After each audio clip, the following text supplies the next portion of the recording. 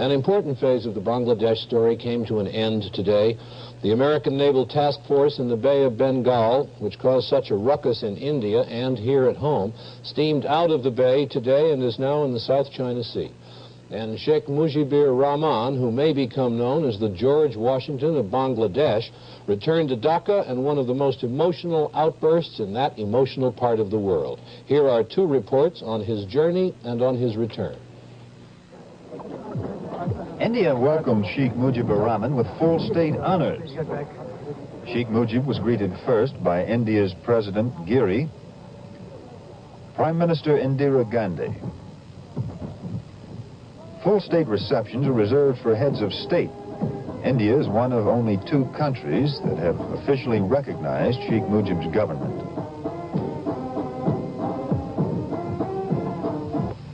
I go back now to free, independent, sovereign Bangladesh. I go back not with any hatred in my heart for anyone, but with the satisfaction that truth at last triumphed over falsehood. Sanity over insanity, courage over cowardice, justice over injustice, good over evil. Joy, Bangla, joy, Hind. Having met the dignitaries at the airport, Sheikh Mujib moved to a nearby parade ground for a public meeting. Many Indians had waited for Sheikh Mujib's release from Pakistan as if he were their president. Thousands of them welcomed him. The Indians are proud of their victory in Bangladesh. It has changed the way the world looks at them and the way they view themselves. In honoring Sheikh Mujib, the Indians were also celebrating their role in helping secure his freedom. The Indian government had planned an extensive schedule, but Sheikh Mujib cut it short. He left after only 2.5 hours. He said he was in a hurry to get home.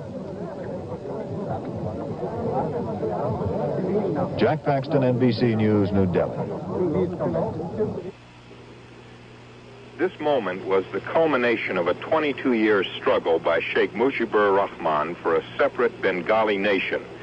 He has been thrown in jail at least 6 times for his activities. Now he was home in Dhaka, the leader of an independent Bangladesh. His people shouted their adoration. On the airplane ramp, engulfed in well-wishers and flowers, he covered his eyes for a moment, overcome by the emotion of the occasion. Security at the airport was tight, with only a few hundred leading citizens allowed on the tarmac, and hundreds of thousands of other Bengalis who wanted to see him kept outside in the streets. But as soon as the Sheikh appeared, the security broke down and he was swamped. He managed to review an honor guard of Bangladesh soldiers, sailors, and airmen, and he moved partway down a red-carpeted reception line, but then the crush became too great and he cut short the ceremonies. Sheikh Mujib climbed into an open truck for his motorcade through the streets.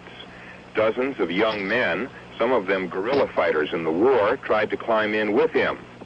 As many as 1 million people jammed the streets to cheer their leader, shouting, "Long live Bangladesh" and "Long live Sheikh Mujib." At times, the truck could not move at all. The street was so jammed. Many people were trampled. Obviously, Sheikh Mujibur was first in the hearts of his countrymen as he began his presidency. However, when the celebrations end and he starts to run the government, he will face economic, political, and diplomatic problems so enormous they will test even his great popularity. He may find, as other revolutionary heroes have discovered, that it was easier to create a new nation than it is to make it work. Ron Nesson, NBC News, Dhaka.